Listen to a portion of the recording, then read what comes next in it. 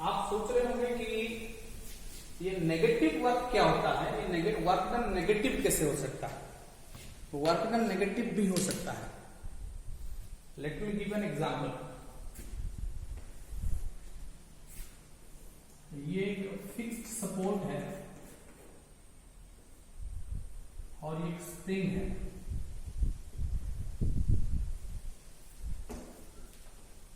और इससे एक ब्लॉक अटैच है।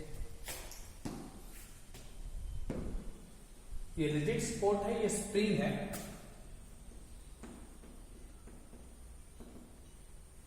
This is a spring and this is a block and this is a,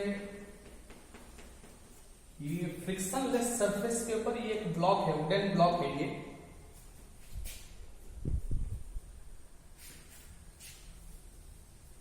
ठीक है, एक बाहर से फोर्स अप्लाई किया गया इस पर, एक एक्सटर्नल फोर्स अप्लाई किया गया और इसको ये x इक्वल टू 0 वाला पोजीशन में था,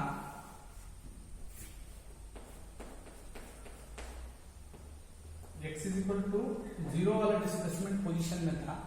इसको एक फोर्स अप्लाई करके इसको खींच दिया गया, मतलब ये ब्लॉक को अब यहां ले आया गया।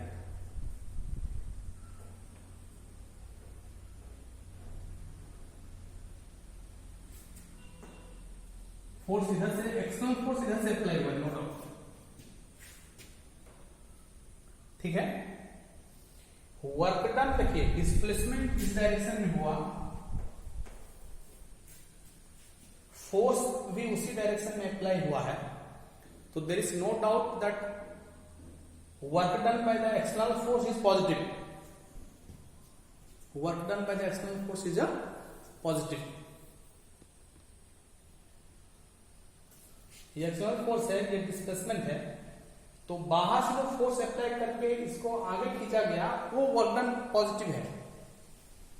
लेकिन जब आप इस ब्लॉक को उस डायरेक्शन में आगे डिस्प्लेसमेंट प्रोड्यूस कर देंगे, ये स्प्रिंग भी अपना एक फोर्स अप्लाई करता है, स्प्रिंग इसको रोकने की कोशिश करेगा, उस फोर्स को हम स्प्रिंग फोर्स कहते हैं। उस फोर्स को हम क्या कहते हैं? Spring force. ठीक है, तो जिस मोमेंट में ये अप्लाइड फोर्स F उस डायरेक्शन में है, स्प्रिंग फोर्स उसका ऑपोजिट डायरेक्शन में है। स्प्रिंग इसको फिर वही इक्विलिब्रियम पोजीशन में फिर इसके मेन पोजीशन में लाने की कोशिश करेगा। स्प्रिंग इस ब्लॉक को जाने नहीं देगा, स्प्रिंग उसको अपने तरफ खींचेगा। ठीक है, यू कैन सी यहां पे डिस्प्लेसमेंट और ये स्प्रिंग फोर्स का डायरेक्शन ऑपोजिट है।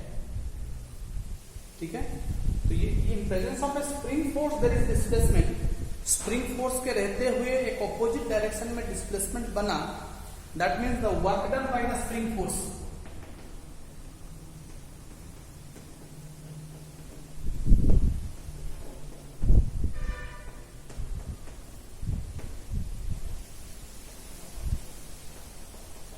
क्या हो जाएगा? Fs इंटू, सपोज ये एक्शन डिस्टेंस मूव किया, ठीक है, तो एक्शन इंटू कॉस कितना हो जाएगा? 180 डिग्री। Fs इंटू एक्शन मतलब जितना डिस्प्लेसमेंट ये मूव कर गया, इंटू कॉस 180, तो कॉस 180 माइनस है तो माइनस Fs इंटू एक्शन, तो here work done is negative.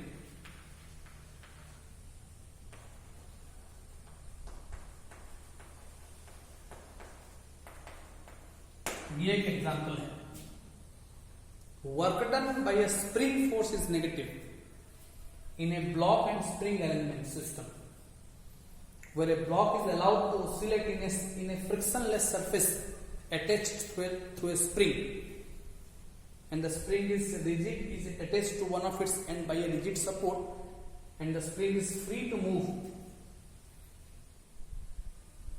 Okay, तो यहां पे work done by spring force is negative because the direction of displacement and spring force is always opposite, so there is theta is 180 degree. This is what negative work done by the spring force. Negative work done का ये concept है। Okay, मिटा दो।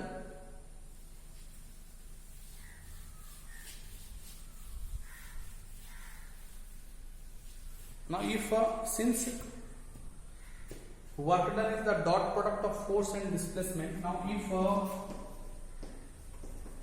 F is equal to suppose say 3 I cap minus 6 J cap plus 2 K cap Newton and displacement is equal to I cap plus 5 J cap plus 2 K cap meter। Okay, अगर force in terms of x y z components के terms में दिया है, vector है, displacement अगर आई के plus 5 जे के plus 2 के कंपोनेंट के फॉर्म में दिया है, तो सिंपल है कि वर्क डन अगर फाइंड करेंगे, then find work done by the force.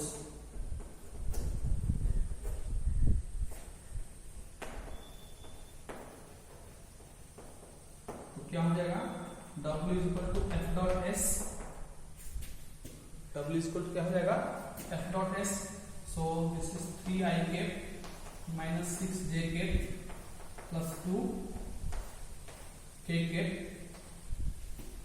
dot I cap plus 5 J cap plus 2 K cap। ठीक है, डॉट प्रोडक्ट में होता है ना कि इसका x कंपोनेंट मल्टीप्लाइड बाय इसका x कंपोनेंट प्लस इसका y component multiplied by y component ay into b y plus az into bz, दो वेक्टर अगर a एंड b है तो सिंपल है, डॉट प्रोडक्ट कैसे हम फाइंड करें, 3 इंटू 1 प्लस ये -6 है और ये 5 है प्लस इसका z कंपोनेंट 2 है, इसका z कंपोनेंट 2 है, तो प्लस 2 इंटू 2, तो 3 इंटू 1 3 हो गया और ये -6 इंटू 5 -30 और ये +4, ठीक है, तो 3 + 4 7 हो गया, 7 - 30 हो गया, ठीक है, तो आगे आपको -23 जूल आ गया। तो what is the work done, -23 joule. Work done by the force is -23 joule. Work done is negative, ठीक है, कोई दिक्कत नहीं, कभी वर्क डन नेगेटिव आ सकता है, कभी वर्क डन पॉजिटिव आ सकता है, ठीक है। ये एक एग्जांपल है, if the force and displacement are given in terms of their components, given in terms of their components, okay. अगर देखिए मैग्नीट्यूड डायरेक्ट दिया हुआ है, आप लोग लिख लिए ना, इसको मैं मिटा देता हूं, लिख लीजिए। जैसे if force is given in terms of magnitude, okay, now if F का मैग्नीट्यूड अगर मान लेते हैं कि 50 न्यूटन दिया गया है, डिस्प्लेसमेंट का magnitude if it is given, okay, if it is given 2 metre and angle between force and displacement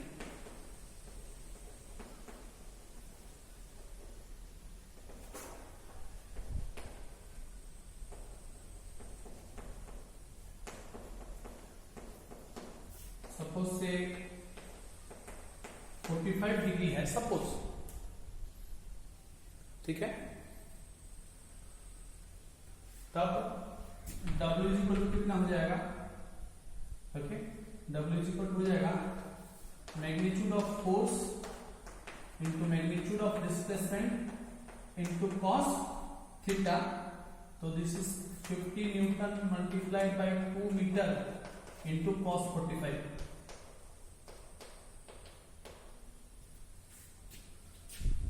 ठीक है। तो cos 45 का जो भी वैल्यू है डाल दीजिएगा, डाल के इसका आंसर जो भी आएगा न्यूटन मीटर लिखिएगा, जूल लिख सकते हैं आप, ओके। तो इस तरह से 50 इंटू 2 इंटू cos 45 1/√2 है, तो डाल दीजिए वैल्यू, फिर उसको सॉल्व करके एक पॉइंट में आंसर लाइएगा, फ्रैक्शन में नहीं रखना है आंसर। ठीक है, you can get the answer.